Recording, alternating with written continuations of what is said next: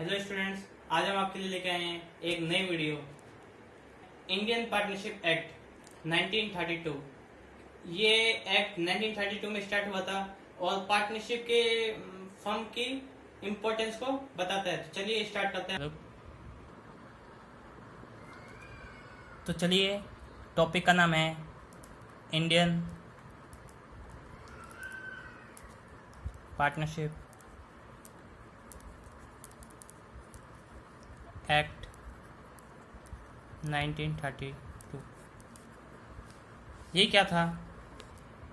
1 अक्टूबर 1932, 1 अक्टूबर 1932 में ये क्या अप्लाई हुआ था। पहले क्या था, ये जम्मू एंड कश्मीर में अप्लाई नहीं होता था, लेकिन अब कश्मीर में 370 हट गया है, तो अब ये होल ऑफ इंडिया में अप्लाई होता है।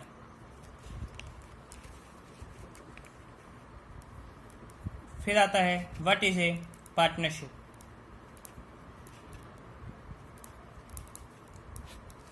पार्टनरशिप क्या है? तो पार्टनरशिप को समझने के लिए हमें समझना होगा सेक्शन 4। मैंने आपसे कहा सेक्शन 4 हमें ये बताता है कि it is a relation between person who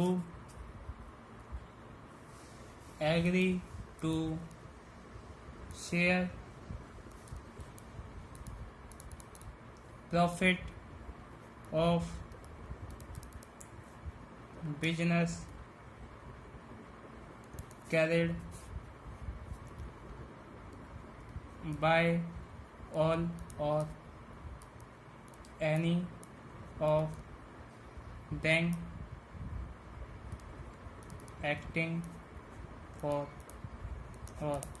section 4 में हमें ये दिया हुआ है, इट इज अ रिलेशन होना चाहिए बिटवीन पर्सन और शेयर ऑफ प्रॉफिट, यानी जो बिजनेस में काम कर रहा है, एक्टिवली पार्टिसिपेट है, उसको क्या मिलना चाहिए? बिजनेस का शेयर ऑफ प्रॉफिट। ये पहला क्या था?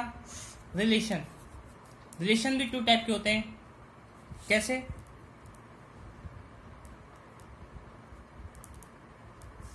रिलेशन बाय एग्रीमेंट होता है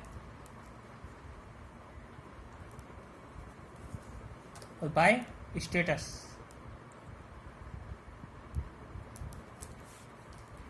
बाय एग्रीमेंट कैसे होगा? ऑफर प्लस एक्सेप्टेंस, जिसमें से एक एम्प्लॉय एक्स और एक उसका ऑनर है वाई। वाई के ऑनर ने कहा एक्स से कि क्या आप मेरी फर्म में काम करना चाहते हैं, तो एक्स ने एक्सेप्ट किया उस ऑफर को। तो एक्स ने कहा ठीक है, मैं आपकी फर्म में काम करूंगा। तो ये क्या हुआ? वाई ने ऑफर किया, एक्स ने एक्सेप्ट किया। ये हो गया बाय एग्रीमेंट। दूसरा क्या होता है? बाय स्टेटस, जो होता है बाय ऑपरेशन ऑफ लॉ। कोई सा लॉ अप्लाई होता है उस पर।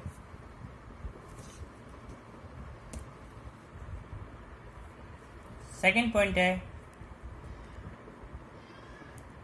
एग्रीमेंट। मे बी एग्रीमेंट भी 2 टाइप के होते हैं, एक्सप्रेस और इम्प्लाइड। एक्सप्रेस कैसे होता है? एक ओरल होता है एक्सप्रेस बोल के, दूसरा रिटन, जो कि एग्रीमेंट वैलिड होगा। जरूरी नहीं है हमेशा ओरल में एग्रीमेंट वैलिड नहीं होता, हमेशा रिटर्न में वैलिड होता है, ये जरूरी नहीं है। हमेशा ओरल का एग्रीमेंट भी और रिटर्न का एग्रीमेंट भी दोनों वैलिड होता है। और इम्प्लाइड क्या होता है? By conduct.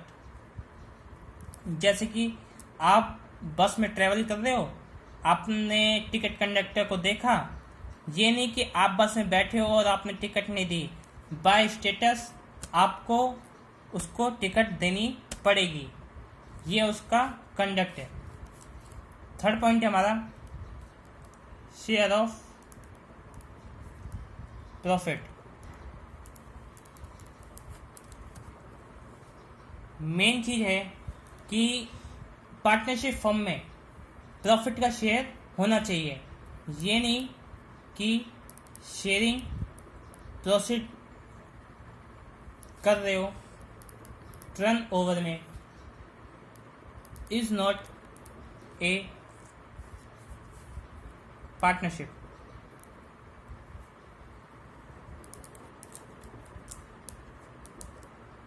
ये जरूरी है कि शेयरिंग होना चाहिए प्रॉफिट का। ये जरूरी नहीं कि टर्न ओवर में शेयर ले रहे हो तो ये पार्टनरशिप नहीं होगी। और शेयरिंग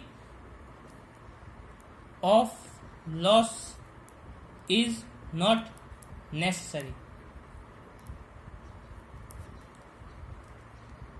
ये जरूरी नहीं कि अगर प्रॉफिट ले रहे हो तो लॉस भी जरूरी है लेना पार्टनर्स को। अगर कोई भी पार्टनर प्रॉफिट ले रहा है तो ये जरूरी नहीं वो लॉस भी बियर करेगा।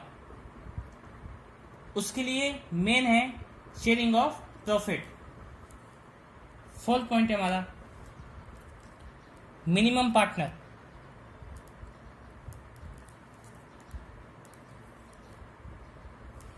मिनिमम पार्टनर कितने होते हैं फर्म में?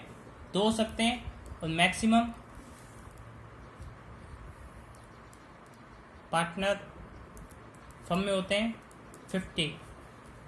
यदि if it exceed 50 it will be an illegal association. यदि अगर फर्म में 50 से ज़्यादा पार्टनर होंगे वो फर्म इलीगल एसोसिएशन मानी जाएगी। उसके बाद पॉइंट है हमारा फिफ्थ, नो बिजनेस। अगर पार्टनरशिप फर्म कोई भी बिजनेस नहीं करती है तो नो पार्टनरशिप, वो पार्टनरशिप नहीं मानी जाएगी। ये जरूरी है कि पार्टनरशिप के लिए बिजनेस होना कंपलसरी है। अगर बिजनेस नहीं होगा तो पार्टनरशिप भी नहीं मानी जाएगी। Business carried by all partner और any of them acting for all. Business के लिए उसके लिए सारे पार्टनर एक्टिव होने चाहिए। ये नहीं कि एक बंदा तो काम कर रहा है बिजनेस में, दूसरा बंदा आराम कर रहा है। ये जरूरी नहीं है। बिजनेस जब भी सक्सेस होता है जब उसके क्या हो, सारे पार्टनर एक्टिवली काम करे। All partner are principal as well as agent. सारे पार्टनर एक दूसरे के प्रिंसिपल भी होंगे और एजेंट भी होंगे। जैसे कि ए बी के लिए काम और बी ए के लिए काम करेगा। तो एक है हमारे लिए सेक्शन 6। सेक्शन 6 में हमें ये बताता है कि test of partnership, mutual agency. Partnership को कैसे टेस्ट किया जाएगा, कैसे प्रूफ कर सकते हैं हम? पार्टनरशिप के लिए मेन चीज है एक एग्रीमेंट होना चाहिए। दूसरा प्रॉफिट शेयरिंग होना चाहिए। तीसरा बिजनेस होना चाहिए। और फोर्थ म्यूचुअल एजेंसी होनी चाहिए। यानी कि ए बी के लिए काम करेगा, बी ए के लिए काम करेगा। ऑल पार्टनर की लायबिलिटी होगी किसके प्रति? बिजनेस के प्रति, एक दूसरे के पार्टनर्स के प्रति। तो हमें ये सेक्शन 6 बताता है कि पार्टनरशिप को प्रूफ करता है।